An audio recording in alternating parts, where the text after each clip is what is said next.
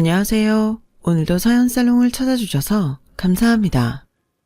지난 일들을 떠올릴 때면 입가에 실소가 저절로 피어오르는 저는 서울의 구석동네에 살고 있는 30대 여성이에요. 나이 터울이 크게 나는 친언니가 결혼해서 여기 서울에 눌러 앉아 살고 있고요. 나머지 가족들은 지방에 살고 있어요.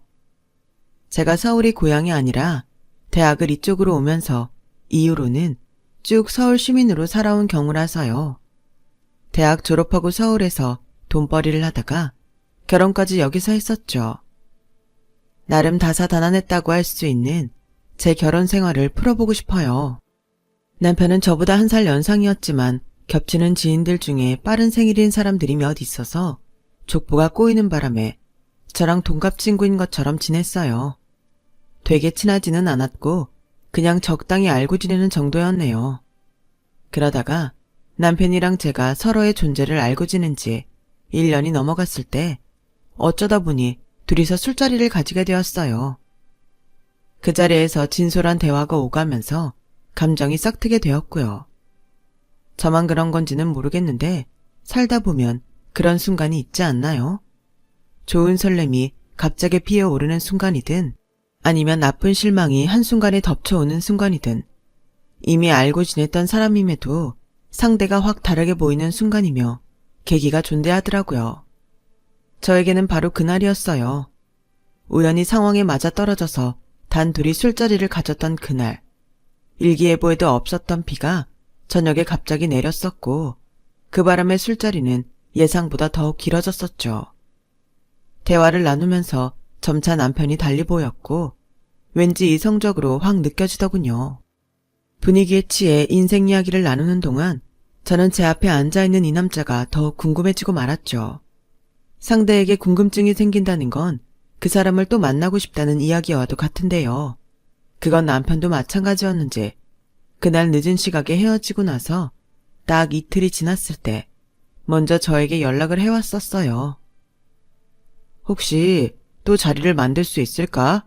나는 우리 둘이서만 시간을 보낸 게 너무 좋았는데 너는 어떻게 생각하고 있는지 궁금하다.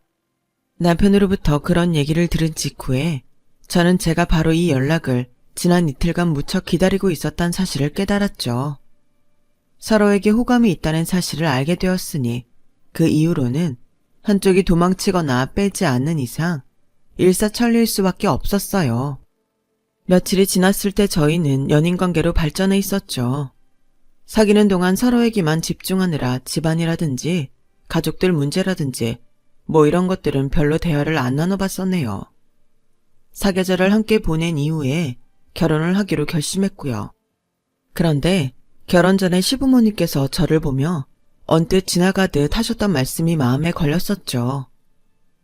시장 모퉁이에서 옛날에 생선 가게를 했었다고?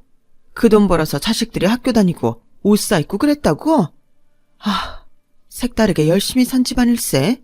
이런 거를 천민 집안이라고 해야 돼? 뭐라고 해야 돼? 시어머니께서 한숨처럼 작게 하신 말씀이었는데 저는 저희 집안이 예전에 생선 팔았다는 걸 가지고 살면서 단 한 번도 부끄럽게 생각해 본 적이 없었기에 무척 당황스러웠어요. 남들 눈에는 그게 어떻게 비칠지조차 고려를 안 해봤었으니 말이죠. 시아버지께서도 의젓하고 멋있는 장군감으로 기른 외동아들을 저 같은 여자에게 허락한다는 것은 엄청난 적선을 행하는 것과 다름없다고 말씀하시면서 제가 행운의 주인공이라고 하셨죠. 저 같은 여자가 어떤 여자라 생각해서 하신 말씀이었을까요? 참고로 당시 남편은 꽤나 알아주는 기업에서 재직 중이었고 회사 내에서의 전망이 좋았고요. 저는 연봉이 너무나도 평이한 대신에 안정적이라서 사실상 해고당할 걱정이 아예 없는 일을 하고 있었답니다. 저도 딱히 뒤처지는 조건이 아니라 생각했고 결혼할 때 들어간 돈도 거의 정확히 절반 수준으로 부담했기 때문에 시부모님께서 저를 아래라고 못 박으신 게 떨떠름했었네요. 결혼하고 나서 이 얘기를 남편에게 했었는데 돌아온 반응이 기가 막혔었죠. 네가 좀 변변치 않아 보이는 집안에서 나고 자란 건 맞잖아. 우리 부모님이 틀린 소리 하신 것도 아닌데 발끈하지 말자. 이거 싸우자는 건가 싶었는데 남편이 너무 아무렇지도 않게 말을 하길래 저도 분위기 험악하게 만들고 싶지 않아서 그냥 넘겼어요. 왠지 모를 불협화음을 내며 시작했던 결혼 생활. 역시나 문제가 없을 리 없었답니다. 발단은 결혼하고 나서부터 시부모님께 매달 드렸던 용돈이었는데요. 원래 30만 원을 드렸어요. 그런데 딱 3달이 지나자 용돈을 올려달라고 하시더군요. 저 죄송한데 두 분께서 돈 쓰실 일이 그렇게까지 많아 보이지는 않아서요. 왜 현금이 더 필요하신 건지 알려주실 수 있을까요? 애미야, 너는 그런 걸 속속들이 물어보는 것 자체가 무례이자 무식이라는 것을 모르겠니? 옛날에 천한 쌍놈들이 꼭 이렇게 직설적으로 캐물으면서 부드러이 돌려 말하는 법을 몰랐었지. 그 꼴이구나. 아니, 갑자기 50만 원을 달라고 하시니까 궁금해서 여쭤봤을 뿐인데 천한 쌍놈의 예시까지 제가 드리려니 정신이 아득해지는 거예요. 게다가 시어머님께서는 왜 처음부터 저를 애미야라고 부르셨는지 모를 일이에요. 그 호칭은 제가 부담스럽다고 말씀을 드려도 무시하셨어요. 남편에게 이 용돈에 대해 상의를 했죠. 네 부모니까 내가 주체적으로 해결을 하라고 그랬더니 남편이 저한테 경제권을 아예 딱 넘겨주겠다고 하면서 그 대신에 자기 부모님 용돈 좀 원 없이 드리자고 하는 거예요. 사실 나도 우리 부모님이 저렇게 나오시는 거 너무 속이 상하고 너한테 창피한데 하나뿐인 아들이 장가가고 며느리 들어오고 이런 변화를 겪으시면서 우리 둘한테 의지하고 싶으신 것 같아. 어쩌면 우리의 효심을 일부러 시험하는 것일 수도 있고. 그러니까 일단은 우리 부모님이 요구하시는 대로 따르면 안 될까? 그렇게 나오는데 제가 거절하기가 참 못하더라고요. 게다가 저에게 자기 월급의 상당 부분을 아예 넘기고 경제권을 주겠다고 하니 그러자고 해버렸어요. 그런데 다달이 용돈 50만 원은 말 그대로 기본금이었고요. 어디 같이 모시고 식사라도 하면 당연히 그 돈 저희가 내야 했고 왜 그렇게 건강식품이며 외출복이며 등산화 같은 걸 새로 사시고 싶어 하셨는지 은근하게 복장이 터졌어요. 와, 이거 진짜 지출이 장난 아니더라고요. 그런데 제가 정말로 시부모님 때문에 그 돈 사라지는 거면 차라리 참고 살 수 있었을 거예요. 어이없는 반전이 여기에 숨겨져 있었더군요. 응, 그래. 아들, 엄마가 오늘 그 돈 싹 모아다가 한 대 묶어놨다. 그럼 이게 다 우리 아들의 소중한 돈인데 엄마가 관리 잘해야지. 며느리 들이니까 좋네. 이런 식으로 돈도 받아낼 수 있고. 그런데 우리 아들 너무 그렇게 효자 이미지 쌓아도 괜찮은 거야? 시댁에 과일 산 거 나눠드리려고 예고 없이 방문했던 때였는데요. 제가 온 걸 모르고 시어머니께서 큰 소리로 전화통화를 하고 계셨어요. 통화 상대는 제 남편이었고요. 들려온 내용이 심상치가 않아서 제가 가만히 머리를 굴려봤다가 충격에 휩싸인 채로 피식 웃었습니다. 그러자 저를 발견하신 시어머니께선 사색이 되셨었죠. 애미야, 네가 여기에 언제부터 와 있었냐? 설마 다 들은 건 아니겠지? 그 반응에서 확신이 왔어요. 진짜 머리 뚜껑이 열리더군요. 시어머니와 얘기해봤자 별로 소용없을 것 같아서 그날 남편하고 설전을 벌였네요. 역시나 여태까지 시댁에 바쳤던 모든 것들이 남편의 주머니로 들어오고 있었던 거예요. 남편은 자기 부모를 위하는 효자인 척, 자기 아내의 헌신에 눈물나게 고마워하는 남자인 척, 희생적인 척, 그런 연기를 하고 있었을 뿐이고 실제로는 이득을 취하고 있는 입장이었죠. 어쩜 이렇게 사람이 운명하고 못돼 처먹을 수가 있어? 이런 식으로 나 농락하면서 그동안 즐거웠니? 즐거웠다니 절대 아니야. 원래 이럴 의도까지는 없었고 우리 부모님이 하도 나를 아끼시다 보니 자꾸 나에게 몰래 챙겨주려 하시는 걸 거절 못하다가 여기까지 온 거야. 정말이야. 앞으로 안 그럴게. 한 번만 믿어주라. 사람이 살다 보면 실수도 하고 그러는 거잖아. 남편이 아기 따윈 없었으며 무조건 실수였다고 주장을 하길래 제가 용서는 최고의 미덕이라는 명언을 떠올리며 이 일을 넘겨주었는데요. 그로부터 얼마 지나지 않아서 확인한 바로는 하나를 보면 열을 한다는 명언이 더 우위를 점하더라고요.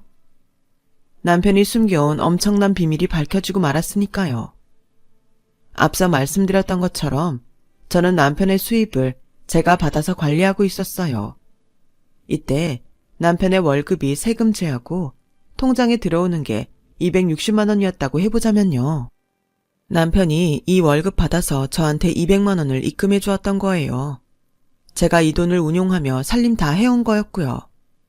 대출 이자 같은 커다란 고정값부터 갚고 각종 생활비에 어처구니 없는 전말이 드러났던 시부모님의 용돈까지 제가 착실하게 가계부에 기록하며 다 알아서 해결해 왔던 건데요. 제가 버는 액수도 있는데 그렇게 되면 한 달에 남는 현금 액수가 넉넉할 만도 했지만 남편하고 짜고 친 시부모님께서 돈을 거하게 다달이 뜯어가시는 바람에 딱히 사정이 그렇지도 않았죠.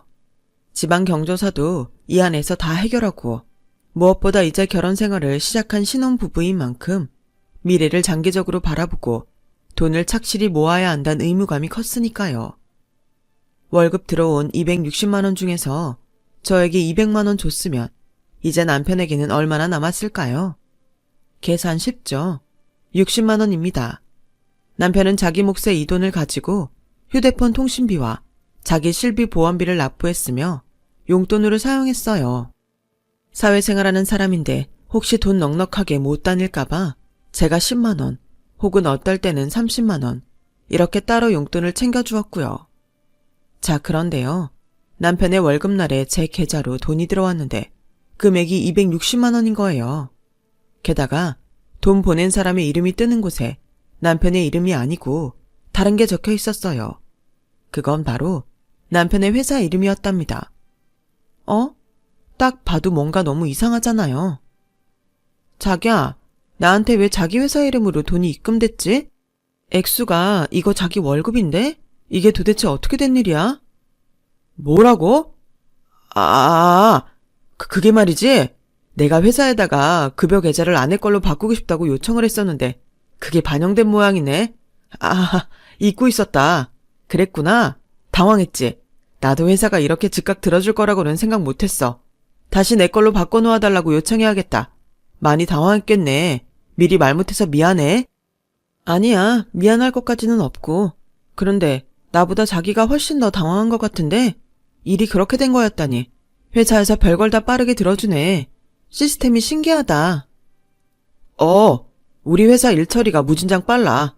아무튼 너한테 내 월급 들어갔으니까 내가 나한테 60만 원 이체해주라. 그러면 평소대로 되는 거지? 알겠다고 고개는 끄덕여줬는데 제 머릿속에서는 이거 뭔가 이상하다는 촉이 피어오르고 있었어요. 남편이 열심히 쥐절대고 있는 이게 임기응변처럼 느껴졌거든요. 게다가 이미 남편은 자기 부모랑 짜고 쳐서 저를 속여먹은 전적이 있었잖아요. 그런 일이 없었다면 제가 쉽사리 남편을 의심하려고 들지 않았을 텐데 한방 제대로 먹었던 경험 때문에 그러지 않을 수가 없었네요. 저희 부부의 결혼식에 와줬던 남편의 회사 사람들 중에서 연락이 가능한 사람이 있나 열심히 찾아봤는데 녹록하지 않더군요. 하는 수 없이 방법을 바꾸어서 남편의 정보를 제가 직접 보기로 했죠. 남편이 일찍 잠들었던 날이었어요. 항상 서류 가방에 소지하고 다니는 남편의 인증서가 든 USB를 챙겨다가 컴퓨터 앞에 앉았습니다. 그때 많은 생각이 스쳤었죠. 왜 이런 미심쩍음을 품고서는 내가 이러고 있을까? 부부는 모름지기 신뢰가 바탕이 되어야 하는데 내가 지금 이런 행동을 하는 게 옳은 걸까? 그러다가 저를 이렇듯 의심 많은 사람으로 만든 원인 제공자가 다름 아닌 남편이란 생각에 이르렀고 저는 인터넷 창을 켜버렸어요. 은행 사이트에 들어갔죠. 각종 비밀번호를 맨 뒷자리 숫자 하나씩만 바꿔가며 공유하는 남편의 습관을 이미 알고 있었던 제가 쉽사리 계좌에 접근했고요. 잠시 후 저는 온몸에 소름이 돋는 사실을 발견하고서 그 야심한 시각에 혼자 손으로 입을 틀어막고 경악해야만 했어요. 컴퓨터 화면에는 남편이 월급을 받는 내역들이 고스란히 나와 있었죠. 제가 알고 있는 남편이 월급을 지급받는 계좌는 K은행이에요. 이 K은행 계좌를 통해서 저에게 다달이 200만 원을 입금했던 거고요. 그런데 제가 들어간 은행 사이트가 K은행이 아니라 S은행이었어요. 남편이 회사로부터 월급을 받아온 계좌가 바로 S은행이었던 거예요. 이게 대체 어떻게 된 영문이냐고요? 이체 내역을 보면 금세 알 수 있었죠. 남편은 지금까지 S은행 계좌로 월급을 받은 후에 K은행으로 이체를 해왔던 거예요. 돈 보내는 사람 이름을 회사로 바꿔서 말이에요. 마치 K은행으로 월급을 받는 것처럼 꾸며왔던 거죠. 왜 이런 짓을 했는가 하면 남편의 월급이 260만 원이 아니었기 때문이에요. 실제로 지급받은 월 급여는 290만 원이었고 저에게 월급이 260만 원인 것처럼 속이기 위해서 30만 원이라는 금액을 자기가 온전히 가지기 위해서 그런 수고로움을 감수해왔던 것이었죠. 그러다가 어느 날 월급을 받고서는 회사로부터 260만 원 들어온 것처럼 평소처럼 조작하려고 K은행 계좌에 돈을 붙이려고 했는데 남편이 실수로 제 계좌에 입금을 해버렸던 거예요. 그래서 저는 보낸 사람이 남편의 회사로 적혀있는 260만 원을 입금받았던 것이었죠. 열불이 터졌어요. 가장 먼저 든 생각이 또 속았다라는 것부터가 이루 말할 수 없이 비참했어요. 쿨쿨 자고 있는 남편의 얼굴을 보면서 저절로 주먹이 꽉 쥐어졌네요. 마음 같아서는 당장이라도 마구 흔들어 깨우고 싶었으나 날 밝으면 출근해야 하는 회사인의 고충을 생각해줘서 초인적인 인내심으로 참았네요. 그런데 저 역시도 출근하는 사람이잖아요. 밤새 잠도 못 자고 뒤척이다가 피곤함에 쩔어서 출근 준비를 하려는데 남편이 그런 저의 안색을 보며 혀를 쯧쯧 차더군요. 얼굴 푸석해진 것 봐라. 벌써부터 그렇게 애 둘셋 낳은 아줌마처럼 회복력이 느리고 푹 퍼지면 어떻게 하려고 그래. 피부에 좋다는 것 좀 사다가 발라봐. 다크서클 내려온 거 못 봐주겠다. 여자는 외모가 절반 이상인 거 몰라? 너도 더 늦기 전에 관리해. 나중에 관리하려면 돈 2배로 든다. 내 조언 새겨들어. 누구 때문에 밤새 잠 못 자고 설쳤는데 저런 소리나 실없이 늘어놓는 남편을 보면서 진짜 정이란 게 떨어졌어요. 확 쏘아붙일까 하다가 정말로 너무 피곤하고 힘이 없어서 관뒀네요. 대신에 퇴근하고 저녁에 대화 좀 하자고 그랬어요. 진지하게 얘기했는데도 남편은 심각성 하나 알아차리지 못하고 시큰둥하게 반응하면서 출근했었고요. 저는 그날 두통약 먹어가면서 근무하고 점심시간에는 식사도 거른 채로 1시간 눈을 붙였었네요. 저녁이 돼서 남편에게 일단 솔직하게 다 털어놨죠. 의심 가서 인터넷으로 은행 계좌 봤다고요. 그랬더니 노발대발하면서 남의 정보를 왜 멋대로 보냐며 얼굴이 단박에 시뻘개져서 저한테 삿대질까지 해가며 막 소리 지르던 남편. 싸늘하게 가라앉아있는 제 표정을 보고는 아차 싶었는지 헛기침을 했어요. 그거는 그러니까 내 비상금이었어. 차곡차곡 모아서 나중에 유용하게 쓰려고 한 거야. 너무 안 좋게 볼 것 없어. 안 좋게 보건 말건 그건 내 의사로 내가 결정해. 유용하게 쓸 거였으면 왜 부득불 그런 번거로움까지 감수하면서 나에게 숨긴 건데? 그건 끝에 끝까지 나를 속여 먹으려던 작정이었잖아. 내 말이 틀려? 너 좋으라고 한 일이야. 왜냐하면 유용하게 쓰려던 게 바로 내 선물 사는 거였거든. 돈 조금씩 따로 모았다가 너 몰래 서프라이즈로 명품 가방 하나 사주려고 그랬지. 샤넬백. 그래, 샤넬백 하나 사주려고 그랬다. 그게 그렇게 큰 잘못이야? 어디 그딴 허접한 핑계로 나를 설득시키려고 들어? 내가 언제 명품 가방 욕심내는 거 본 적 있어? 내가 장난으로나마 명품 사달라고 한 적 있었니? 지나가는 말로나마 그런 적 있었냐고. 에이씨, 그래. 네가 명품 욕심 없는 거 알고 있어. 네 남편인데 내가 그걸 모르겠냐? 결국 이렇게 사실을 밝혀야겠구만. 네가 부담스러워할까봐 이 얘기까지는 안 하려고 했는데 사실은 나중에 우리 아이가 태어나면 아이 이름으로 적금 상품을 들어볼까 해서 돈을 따로 모으고 있었던 거야. 그 대목에서 제가 이를 꽉 물었어요. 어쩜 거짓말을 해도 그렇게 질 나쁜 거짓말을 할 수가 있는지. 남편의 표정에 너무나도 에라 모르겠다. 아무 말이나 하자. 이런 기색이 읽혀서 그 순간 제 자신이 너무나도 초라해지는 기분이 들었어요. 이런 남자가 제 남편이고 저는 고작 이런 취급을 당하는 아내라는 게 너무 서글펐네요. 진짜 인간적인 불신이 들었고 속이 다 울렁거렸어요. 생기지도 않은 아이 핑계는 왜 대? 지금 스스로도 민망하지? 너 진짜 미쳤니? 왜 그러고 살아? 그럴 수도 있지. 사실을 숨기고 거짓말 좀 할 수도 있는 거지. 너 왜 그렇게 사람이 앞뒤 꽉 막혀서 딱딱하게 나오냐? 너는 나한테 뭐 매사에 진실만을 말했고 거짓말은 한 적 없었어? 네가 뭐 그렇게 잘나고 떳떳하다고 나를 비난해? 갑자기 다혈질이 도졌는지 남편이 눈을 부라리며 저한테 큰 소리를 질러댔어요. 적반하장으로 나오는 남편 때문에 저는 어이가 없어서 헛웃음만 지었고요. 그랬더니 그게 자기 자존심을 건드린 모양인지 남편이 입가를 실룩거리면서 저에게 이런 소리를 하더군요. 예전에 하도 어렵게 살았던 집안이라서 그런가 보네. 역시 근본이란 게 중요하다니까. 지방에서 생선 팔다가 비린내 풀풀 나는 돈 차곡차곡 모아서 어렵사리 재산 불려갔으니 다달이 30만 원이라는 숫자만 봐도 바들바들 떨면서 어쩔 줄 모르는 거야. 니네 집안이 서울 한복판에서 대대손손 살았어 봐라. 내가 한 달에 30을 꽁치나 50을 꽁치나 별로 대수롭지 않게 여겼을걸? 제가 방금 뭘 들은 건가 싶어서 잠시 현실을 의심했었네요. 자기 처가에 대고 너네 집안이라고 표현하다뇨. 지방 비하에다가 비린내 나는 돈이라고 표현을 한 사람이 제가 사랑해서 결혼한 남자가 맞는 건지 너무 기가 막혔어요. 어떻게 그런 말을 해? 그렇게 말하고 나면 스스로가 창피하고 민망하지 않아? 왜 그렇게 사람이 못났어? 너는 뭐가 잘났길래 나보고 못났다고 하는 거야? 창피? 민망? 내가 대체 그런 걸 왜 느껴야 하는데? 창피하고 민망한 건 너네 집안이겠지. 고상하게 품격 지키면서 살아본 적 없잖아. 아니, 나는 우리 집안 부끄럽게 생각 안 해. 모든 사람이 번듯하게 정장 차려입고 컴퓨터 앞에 앉아서 일하지 않는다는 걸 잘 아니까. 그 컴퓨터 만드는 생산자가 있고 그 컴퓨터가 올려진 사무책상 만드는 업체가 있고 그 재료를 대는 공장이 있는 거지. 그 건물을 지은 사람들은 현장에서 땀 흘리는 노동자들이고 이렇듯 사는 모습이 다 다른 거야. 각자의 위치에서 열심히 살 뿐이라고. 그런데 네가 뭔데 품격을 운운하면서 우리 집안을 낮잡아봐? 너처럼 편협한 사고방식을 가진 것도 모자라서 그걸 부끄럽게 여기지 못할 망정. 입 밖으로 내는 사람이야말로 수준이 낮은 거야. 알아들어? 남편의 어이없는 발언에 져줄 생각이 없었기 때문에 제가 정확하게 일침을 날려주었죠. 그랬더니 남편이 입을 꾹 다물면서 차마 제 말에 반박은 못하고 부들부들 몸을 떨더군요. 크게 분한 모양이었어요.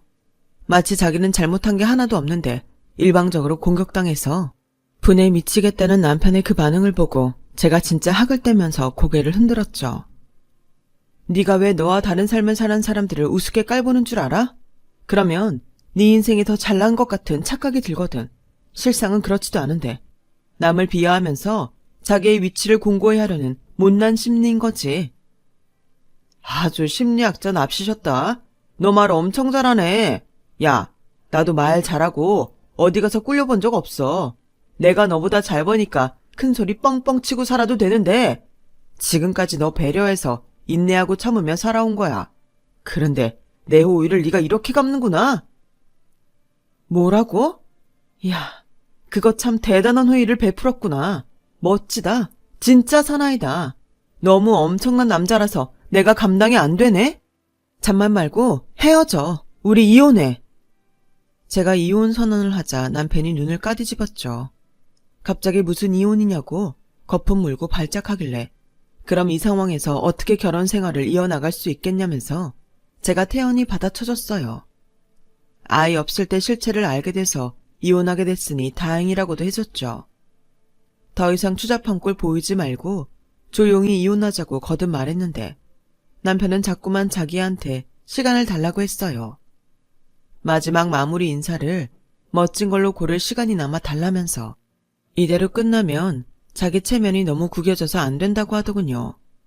이 남자가 너무나도 찌질하고 못나 보였는데 이미 이혼 결심했고 정도 다 떨어진 마당에 약간의 시간을 더 주는 게 무슨 상관이겠나 싶어서 그렇게 했는데요. 남편이 준비한 것은 결혼 생활을 마무리 짓는 마지막 인사말이 아니라 바로 시부모님이었습니다. 주말까지 제발 아무 소리도 말고 기다려달라던 남편의 의도가 이거였나 봐요. 시부모님 두 분이 예고 없이 들이닥치셨는데 어안이 벙벙해진 저와는 달리 남편은 의기양양한 미소를 짓고 있었죠. 게다가 저를 보면서 남편이 윙크도 하더라고요. 그거 보고 제가 굳어버렸어요. 상대 속사정이 어떤지는 전혀 고려도 하지 않는 사람이 남편임을 그 순간 재차 깨달았네요. 머리가 지끈거렸는데 점입 가경으로 시어머니께서 전에 없이 인자한 웃음과 함께 저에게 이런 말씀을 하셨어요. 애미야, 네가 지나치게 불같은 성질을 가지고 있구나. 결국은 그게 화를 불러온 거야. 앞으로는 부디 성질 좀 죽이고 살아다오. 참한 며느리, 참한 부인이 되라는 것까지는 내가 바라지도 않는다. 그놈의 성질만 부리지 않고 지내다오. 그러면 내가 여한없이 너에게 잘해주지 않겠니? 나 아직 며느리 아끼고 사랑하는 시어미로서의 모습은 보여주지도 않았어. 내 진면목을 보면 너도 나한테 마음을 활짝 열 수밖에 없을 테니 우리 앞으로 더욱 잘 지내보자꾸나. 지난 일은 잊고. 저에게 성질이라고 하셨는데 정작 진짜 백이 다혈질 환자는 남편이었거든요. 게다가 제가 시어머니께 마음을 활짝 열 거라니 지갑을 다시금 활짝 열어달라고 하셨다면 차라리 덜 무서웠을 거예요. 어디서부터 반박을 해야 할지 차마 갈피조차 안 잡히더군요. 그 옆에서 시아버지께서는 근엄하신 표정으로 계속 고개를 끄덕이고 계셨고요. 음악 들으시는 줄 알았어요. 자꾸 리듬을 타시는 것 같던데 그 반복적인 끄덕임을 보면서 제 정신은 혼미해져 갔습니다. 대체 이 가족 뭐지? 이런 생각을 새삼하고 있었는데 저와 눈이 마주친 남편이 또 윙크를 날리는 거예요. 그러면서 피식 웃기까지 했는데 그게 맞지? 우리 부모님한테 설득 안 당하고 못 버티겠지? 이렇게 말하는 것만 같았어요. 네가 앞으로 성질 죽일 수 있도록 우리가 도와주마. 너는 우리 아들을 믿기 힘들거든. 대신에 우리를 믿으면서 따라오면 된단다. 시어머니께서 어깨를 쫙 펴시면서 그리 말씀하셨고 시아버지께서는 유독 힘차게 고개를 끄덕이셨죠. 저는 진짜 환장할 것 같았어요. 어설프게 대응했다가는 이 답도 없는 가족들을 넘어설 수 없을 것 같아서 눈에 힘을 주고 입을 열었습니다. 안 되겠는데요? 저 성질 못 죽이겠는데요? 맹랑하게 나가버린 거였죠. 그러자 이런 반응은 상상을 못하셨는지 당황하신 시부모님께서 동시에 입을 쩍 벌리시더군요. 남편은 곧바로 울컥하더니 저에게 이를 갈며 이렇게 말했고요. 야, 너 우리 부모님 앞에서 뭐 하는 짓이야? 어른 공경할 줄 몰라? 너 정말 실망이다. 우리 부모님 앞에서는 신용이나마 네 알겠습니다. 생각해 보겠습니다. 이렇게 나오는 게 맞는 거야. 그래서 제가 그 말 듣고 눈을 깜빡이면서 시부모님께 여쭤봤어요. 그렇다는데요? 어떻게 생각하세요? 제가 거짓이나마 가식을 부리면서 두 분께 대답을 그렇게 해드리길 원하시나요? 그러시다면 제가 그렇게 따르고요. 그러자 민망해지신 시부모님께서는 제 시선을 피하면서 작게 헛기침들을 하셨죠. 적당히 해결하라는 두루뭉술한 말씀을 남기신 채 두 분은 가버리셨고 저는 남편에게 더 볼 것도 없으니까 이혼이나 빨리 하자고 그랬어요. 그때 남편이 저한테 그러더라고요. 돈을 주식이나 사기로 날린 것도 아니고 남편이 시부모랑 따로 돈 좀 모은 거고 남편이 자기가 번 월급에서 일부를 감췄을 뿐인데 이걸 문제 삼아서 이혼하자고 하는 정신 나간 아내는 세상에서 저밖에 없을 거래요. 범죄자를 사랑하며 출소를 기다려주는 여자들도 있는데 자기는 범죄도 안 저질렀건만 왜 이혼을 당해야 하냐며 진심으로 억울해하였어요. 저는 남편의 말을 들을수록 이혼이 시급하다는 생각과 더불어 애초에 결혼을 잘못했다는 생각까지 함께하게 되었죠. 이혼을 안 해주려고 하길래 남편의 자존심을 건드는 수단을 썼어요. 너 나한테 왜 이렇게 집착해? 나는 이제 네가 싫은데 너만 이렇게 매달리니까 조금 불쌍해지려고 한다. 나를 이렇게까지 사랑해서 너 어쩌려고 그러니? 나 없이는 못 사는구나. 그러자 발끈한 남편이 저 없이도 잘 살 수 있다고 큰소리 뻥뻥 치면서 이혼 도장 찍어줬어요. 자기와 이혼한 걸 반드시 후회하게 해주겠다며 저에게 호언장담을 남겼고요. 이혼하는 건 제 인생 최대의 실수라고 하더군요. 하지만 저는 이혼하고 나서 너무 행복했어요. 온전한 제 일상을 누리는 평온함을 맛보았고요. 가족들하고도 결혼 전보다 더욱 친밀하게 지내기 시작했답니다. 직장생활도 더욱 활기차게 해나갔죠.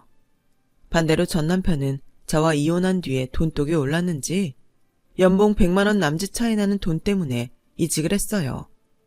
하도 매너 없이 이직을 해버려서 회사 사람들이 전부 욕을 했다죠. 제가 이걸 어떻게 알았는가 하면 전 남편이 이직한 곳에 제 지인이 있었어요. 부서는 아예 다른데 남편을 건물에서 우연히 딱 보고 알아차렸다고 하더군요. 지인이 발견 못했으면 큰일 날 뻔했었죠. 왜냐하면 전 남편은 그곳에서 결혼한 적 없는 척 순수한 총각인 척 행세를 했어요. 그러다가 제 지인이 슬쩍 그 사람 결혼했던 걸로 아는데 라고 말을 흘리자 전 남편은 금세 입장을 바꿨고요. 사실은 말이죠. 제가 사기 결혼을 한번 당했습니다. 꽃뱀한테 물려서 인생 교육 제대로 당했네요. 저라는 사람이 이제 더 이상 사람을 쉽게 못 믿게 된 것 같아서 너무 가슴이 아플 따름입니다. 갑자기 동정심을 유발하면서 피해자인 척을 한 거예요. 그러자 제 지인이 원래는 더 이상 참견 안 하려고 했는데 하도 화가 나서 전 남편이란 작자가 아내한테 잘못을 저질러서 이혼을 일방적으로 당한 거라고 회사 사람들한테 말을 해버린 거죠. 전 남편은 그 후로 거짓말쟁이로 찍혀서 기피 대상이 되었고요. 그것도 부족했는지 대형 사고를 쳤대요. 회식 때 만취해서 상사한테 대박 실수를 저질러 버렸다는데요. 저런 말입니다. 난방 냉방 쐬면서 번 돈하고 더위 추위 다 느끼며 땀 흘려 번 돈하고 이게 다르다 생각하거든요. 엄연히 노동자 계급이 아래다 이 말이죠. 이게 맞는 거고요. 사회는 솔직히 계급이 전부잖아요. 그런데 세상을 무조건 아름다운 동화로 보는 사람도 있는 걸 보고 제가 깜짝 놀랐습니다. 그런 사람을 보면 착한 척하는 병? 뭐 이런 거에 걸린 것 같아요. 자기가 정의의 사도야 뭐야. 그런데 전 남편의 헛소리를 듣고 있던 상사의 얼굴이 점점 붉어진 거예요. 자네 지금 내 부친이 막노동판 출신이고 내 모친은 식당 주방 출신인데 그렇다면 나를 대놓고 모욕하는 거라 봐도 되겠나? 에? 아니, 팀장님 같으신 분이 어떻게 그런 부모님을 두실 수가? 전 남편은 정신 못 차리고 즉각 사과를 하지 않았대요. 하기사 저한테도 미안하다는 말을 똑바로 할 줄 몰랐던 인간이니 놀랍지는 않아요. 그 상사가 회사에서 줄 잘 섞기로 유명했고 임원진들이 워낙 아끼는 인사였는데 그런 인물에게 전 남편은 제대로 걸린 거였죠. 그러자 다들 전 남편을 외면하며 상대를 안 해주기 시작했고 자존심이 강했던 전 남편은 여기 아니면 갈 데 없는 줄 아냐면서 용감하게 퇴사를 했답니다. 하지만 다시는 그만한 수준의 일자리를 얻을 수는 없었죠. 원래 나이 더 먹고 경력 더 쌓이면 기업에서는 선뜻 받아주기 부담스럽거든요. 어쩔 수 없는 이치인데 그걸 간과하고 자기를 데려가고 싶어하는 회사가 널렸다고 믿은 전 남편의 머리가 꽃밭이었던 거죠. 이직은 로또와도 같은 행운이었던 것일 뿐인 것을요. 현실을 알게 되자 크게 절망한 전 남편이 술에 진탕 취했는데 그걸 또 전 시어머니께서 저한테 알려주시지 뭔가요? 우리 아들이 술에 쩔어서 너만 찾는구나. 너한테 전화를 해도 수신 거부를 해놨는지 통화가 안 된다고 해서 내가 전화를 걸었단다. 너에게 알려주고 싶은 것도 있고 해서 이토록 순정이 넘치는 사내를 요즘 세상에 찾아보기 쉬운 줄 아니? 네가 더 괜찮은 신랑감을 새로 구할 수 있을 것 같으니 어림없는 소리 적당히 몸값 올리고 이제 그만 다시 재결합이나 하거라. 이전보다 네가 비싸진 며느리라는 걸 우리도 인정해 줄 테니까 말이다. 무심코 전화를 받았다가 제가 깜짝 놀랐어요. 어이쿠, 제가 깜빡하고 전 시어머니 번호를 아직까지도 차단을 안 했었다니. 저는 조용히 통화 종료 버튼을 누른 후에 바로 번호를 차단했어요. 깔끔하고 군더더기 없는 마무리였네요. 그 이후로 전 남편은 회사 두 곳을 전전하다가 갑자기 사업을 시작하겠다며 일을 벌인 후에 다 망쳐놔서 그야말로 패가망신을 했고요. 일용직이든 아르바이트든 닥치는 대로 해야 할 때가 되지 않았나 싶네요. 그토록 본인이 무시했던 노동을 직접 해보면 뭔가 깨닫는 게 있을지도요. 정말 세상에는 별별 놈 다 있는 것 같아요. 사귀는 동안에는 이런 치명적인 단점을 못 봤다는 게 믿어지지 않을 뿐이에요. 얼마 전 새로 사귄 동네 친구에게 제 결혼 이야기를 들려주었더니 자기가 아는 어떤 사람도 배우자한테 이런 비슷한 수법으로 당해서 이혼 직전까지 갔었다네요. 그 집은 아이가 있어서 이혼만은 끝내 참았다던데 그냥 그때 이혼했어야 했다고 후회하는 얘기를 자주 하더랍니다. 와, 그런 얘기까지 들으니까 제가 가슴을 쓸어내렸죠. 이혼하길 100번 1000번 잘했다고요. 비록 제가 아둔하여 덫에 걸리긴 하였으나 빠져나와 살고 있는 것에 감사합니다. 제 경험담을 들어주신 분들에게는 모든 불행의 덫이 피해갔으면 좋겠어요. 여러분, 사연 댓글에 응원과 현명한 조언 부탁드려요. 좋아요와 구독은 저에게 큰 힘이 됩니다. 오늘도 좋은 일 가득하세요.